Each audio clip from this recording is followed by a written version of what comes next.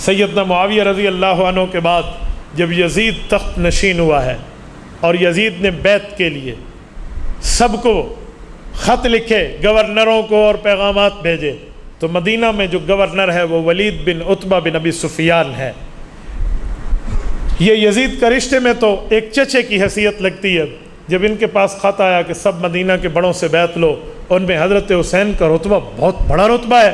سیدنا حسین ابن علی رضی اللہ عنہ کی بیعت کے سلسلے میں بلایا گیا، عبداللہ بن زبیر کو بلایا گیا۔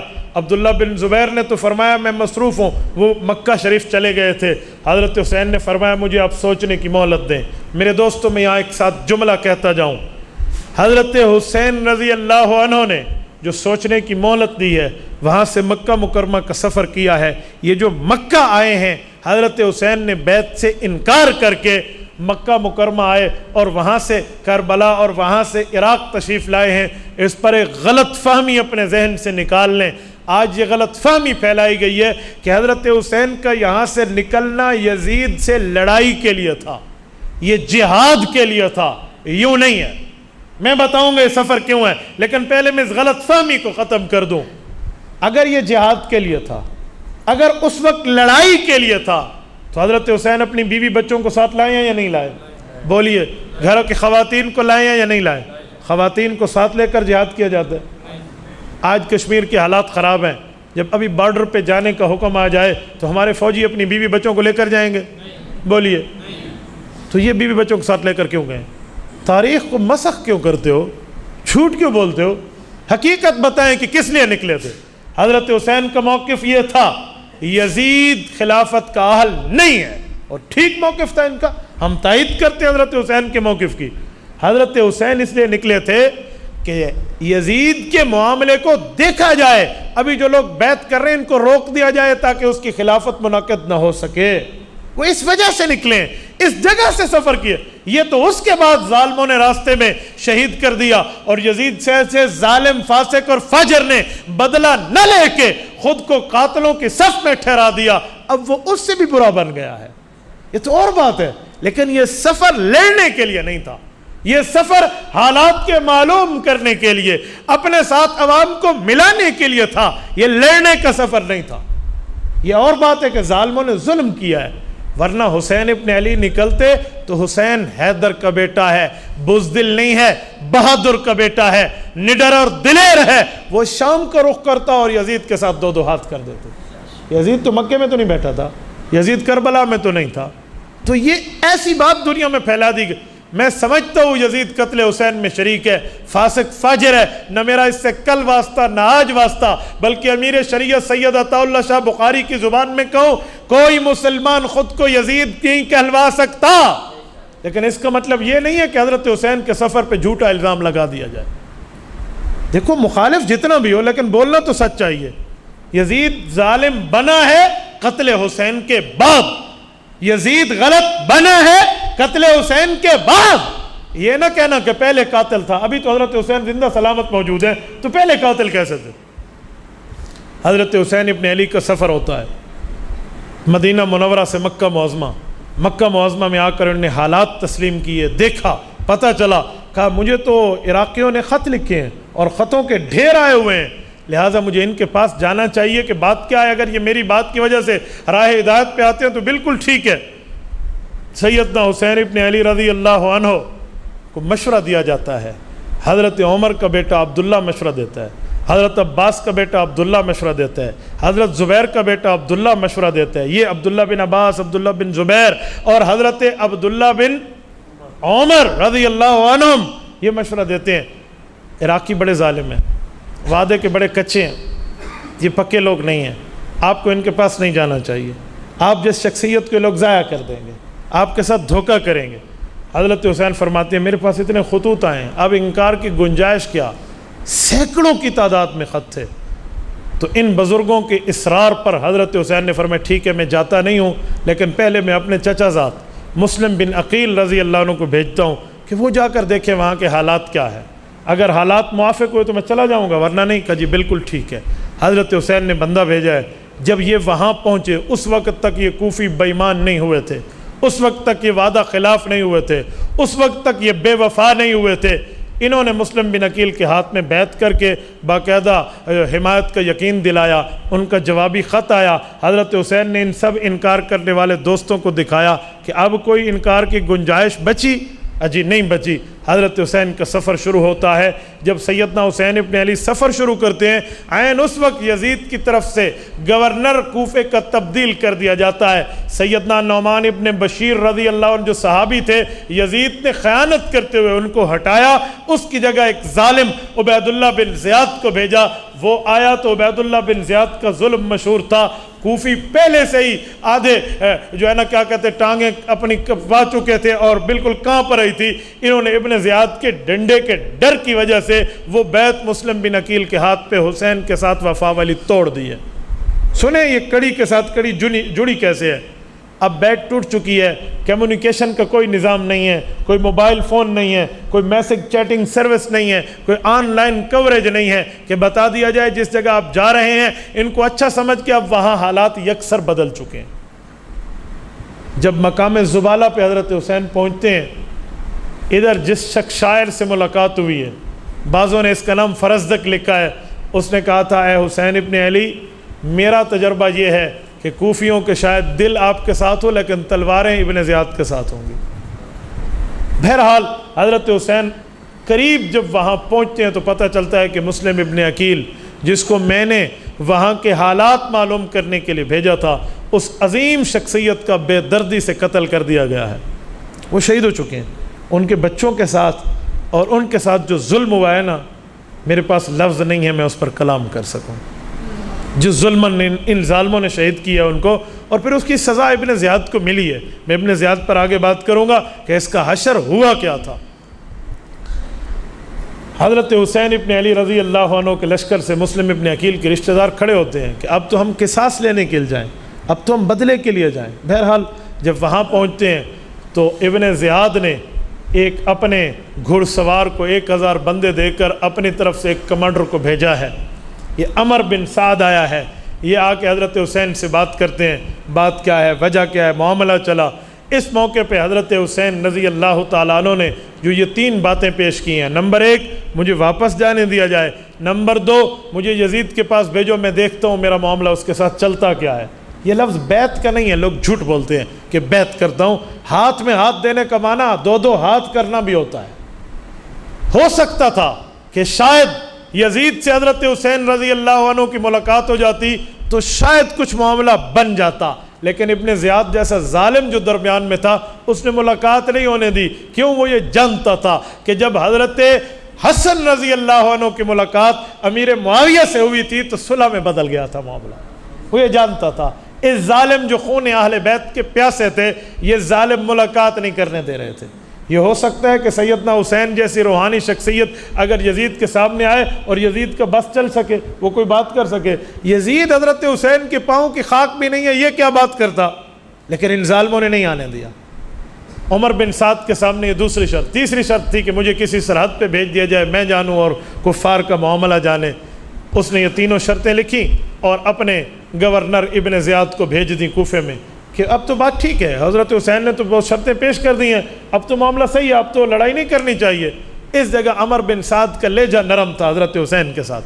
جب یہ خط اس کا گورنر کے پاس ابن زیاد کے پاس پہنچتا ہے تو وہاں ایک اور ظالم بیٹھا ہے جس کو شمر ابن ذی الجوشن کہتے ہیں۔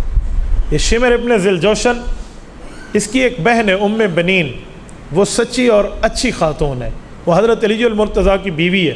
ان کا ایک بیٹا عثمان ابن علی ہے اور شمر ان کا بھائی ہے ام بنین کا، لیکن یہ ظالم حضرت حسین کا بغض اپنے دل میں رکھتا ہے۔ اس ظالم نے گورنر کو مشورہ دیا کہ نہیں نہیں نہیں نہیں نہیں اس کو چھوڑنا نہیں ہے، اگر یہ آج تمہارے ہاتھ سے چلا گیا اپنے بندے اور لے کر پھر آئے گا، اس نے پھر ہمارے معاملے کے خلاف کرنا ہے، اس کو کہو میرے ہاتھ پہ بیعت کر۔ ابن زیاد کا کہا، کتنی گھٹیا شرط ہے، کتنی۔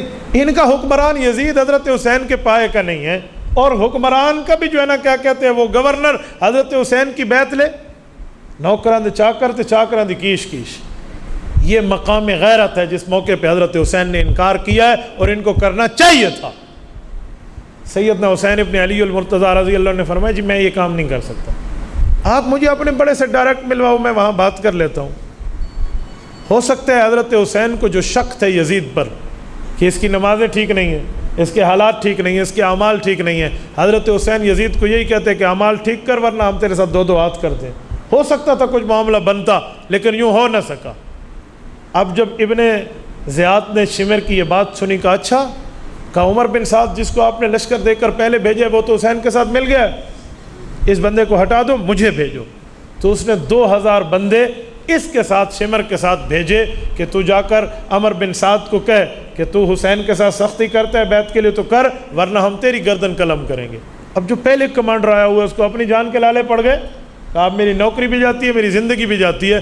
اس موقع پہ ان سب بے ایمانوں اور بدبختوں نے مل کے حضرت حسین کے ساتھ مقابلہ کیا.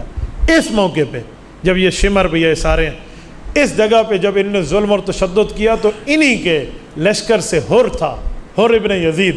یہ یزید اور ہے، یہ وہ والا یزید نہیں ہے حر کا والد. یہ جو حر تھا اس نے اس موقع پہ اپنے لشکریوں کو کہا کوئی لانتی ہو تمہیں پتہ نہیں ہے یہ بندہ کون ہے؟ یہ وہ ہے جس کو رسول اللہ نے جنت کا سردار کہا ہے، اور تم جنت کے طلبگار بنے بیٹھے ہو. تم جنت میں اس کے بغیر کیسے جا سکتے ہو؟ تمہیں اتنی حیا نہیں آتی؟ اس کی زبان رسول اللہ نے چوسی ہے، اسے رسول اللہ نے پہلی گھٹی دی ہے، یہ فاطمہ کی نسل ہے، یہ حیدر ابن ابی طالب کا فرزند ہے، اور اس کا رتبہ آپ نہیں جانتے، اس کا فضل نہیں جانتے. اس کی کتنی اچھی 3 شرطیں تھی، تم مان لیتے. تم نے آگے جو ہے نا کیا کہتے ہیں ہٹ دھرمیاں شروع کر دی ہیں. اپنی شرطوں سے ہٹو ورنہ میں تمہارے ساتھ نہیں رہ سکتا. اس موقع پہ حر کی غیرت جاگی تھی، اس نے وہاں سے گھوڑے کو ایڑ لگائی اور حسینی قافلے میں آ کر شامل ہوا. ایسے ظالموں سے حر نکلا کرتے ہیں. اور وہ بندہ جب تک حضرت حسین کی شہادت حمایت میں شہید نہیں ہوا نا وہ واپس نہیں گیا وہاں سے. شہادت کے بعد اس کو قبرستان لے جایا گیا ہے. تو اس جگہ یہ جنگ ہے. اس جنگ میں سراسر جن لوگوں کا ہاتھ ہے وہ یہ کوفی ہیں، وہ یہ ظالم ابن زیاد ہے، وہ شمر ہے. ان لوگوں نے آ کر معاملے کو خراب کیا اور بات بننے نہ دی. سیدنا حسین ابن علی رضی اللہ عنہ کی شہادت کے بعد ظلم دیکھیں. جب ابن زیاد کے دربار میں حضرت حسین رضی اللہ عنہ کا سر مبارک رکھا گیا تھا تو وہ لاٹھی سے اشارے کر کے ہونٹوں پہ مار رہا تھا. کہتے اس وقت حضرت حسین کی داڑھی مبارک وسمہ، یہ یمنی مہندی ہے، اس کے ساتھ رنگی ہوئی تھی. تو اس نے اشارہ کیے تو ایک بوڑھے صحابی رسول حضرت زید ابن ارقم رضی اللہ عنہ بیٹھے ہیں. یہ وہ زید ابن ارقم ہے جب کافروں نے اپنا پارلیمنٹ دار و ندوہ سے بنایا تھا تو اس زید کے والد ارقم نے اپنا گھر دار ارقم کہہ کر حضور پاک کا پارلیمنٹ بنایا تھا. یہ اس وقت بہت بوڑھے تھے. انہوں نے کہا یا ابن زیاد، اللہ اکبر، ترمذی میں لفظ موجود ہے، کہا ظالم عارض عن قضیبک ولقد رأیت رسول اللہ صلی اللہ علیہ وسلم مرارا یلازمہ. کہا اپنی اس لاٹھی کو اے بدبخت یہاں سے ہٹا دے، میں نے ان ہونٹوں کو کئی بار رسول اللہ کو چومتے دیکھا، کئی بار حضور پاک علیہ السلام کو چومتے دیکھے، اپنے یہاں سے ہاتھ ہٹا لو. اس کے بعد ان ظالموں کو ظلم دیکھیں. انہوں یہ لشکر شام بھیجا ہے یزید کے پاس. یزید کی سب سے بڑی خامی جو اس کو برباد کر کے لے گئی ہے اور دنیا آج یزید پر جو ہے نا کیا کہتے ہیں تف کر رہی ہے، اس کی بنیادی وجہ یہ ہے جب اس کو قتل حسین کی خبر ملتی ہے تو اس کو چاہیے تھا یہ ان قاتلین کا کلا کما کرتا، یہ حضرت حسین رضی اللہ عنہ کے قتل کا بدلہ لیتا. نواس رسول کی شہادت ان سب کے خونوں سے حسین کا پسینہ افضل تھا، کوئی عام بات تو نہیں تھی. لیکن اس نے کیا بدلہ لیا ہے؟ صرف لان تان بدلہ ہوتی ہو تم ظالموں کو اللہ ذلیل کرے ہو، کیا کر دیا یوں کہہ کے یزید نے بات ختم کی ہے. اس سے سمجھ آتا ہے کہ تو اندر سے قاتلوں کے ساتھ ملا ہوا ہے، اس سے سمجھ آتا ہے کہ تیرے معاملے خراب ہیں. اس نے تو کچھ نہیں کیا وہاں. حالانکہ جب اہل بیت کی خواتین یزید کے محل میں گئی تھی تو اہل بیت کی خواتین میں سیدہ زینب رضی اللہ عنہا حضرت حسین کی بڑی بہن موجود ہیں، حضرت علی کی بڑی بیٹی ہیں. یہ جب یزید کی بیوی سے ملتی ہیں تو یزید کی بیوی کی چیخیں اور آہیں سنتے لوگ نظر آتے ہیں. وہ رونے لگ گئی، گھر میں کوہرام مچ گیا کہ یہ ہوا کیا ہے. بلکہ بعض تواریخ نے لکھا ہے کہ یزید کی بیوی اپنے سر سے دوپٹہ ڈالنا بھول گئی تھی. اس کے دربار میں آ کے کہا تھا یہ کیا قیامت برپا کر دی ہے تم نے. تو اس موقع پہ اس نے یزید نے اپنی چادر اٹھا کے بیوی کے سر پہ رکھی، کہا تو گھر جا، ہم معاملہ سنبھال لیں گے. لیکن کوئی نہیں سنبھالا، ان لوگوں نے کوئی نہیں سنبھالا. یہ ابن زیاد جیسا ظالم ہے جس نے یہ کام کیا ہے، اور رب نے اس لانتی کے ساتھ جو حشر کیا ہے وہ یاد رکھے گا. یہ مختار ثقفی کے ہاتھوں قتل ہوا ہے، اور اس کا سر اسی جگہ جس جگہ اس نے حضرت حسین کا سر رکھ کے لاٹھی ماری تھی، اسی گورنر ہاؤس میں مختار ثقفی کے سامنے اس ابن زیاد کا سر رکھا گیا تھا، اور اس کی لاش کو اس کے اوپر اس نے یہ کیا کہتے ہیں باولے کتے چھوڑ دیے تھے، اور کتوں سے اس کا گوشت نچوایا تھا۔ یہ ظالم بچے نہیں ہیں، پھر ان کے ساتھ فردن جو معاملہ ہوا ہے، پھر مختار ثقفی کے ساتھ یوں ہوا ہے، پھر اس کا سر اسی جگہ رکھا گیا جس جگہ ابن زیاد کا رکھا گیا۔ ان سب ظالموں کے ساتھ یوں پے در پے ہوا ہے، اور اس موقع پہ ان ظالموں کو حضرت زینب رضی اللہ عنہا نے جو ان کے خلاف دعا کی ہے وہ تاریخ کے انمٹ نقوش ہیں۔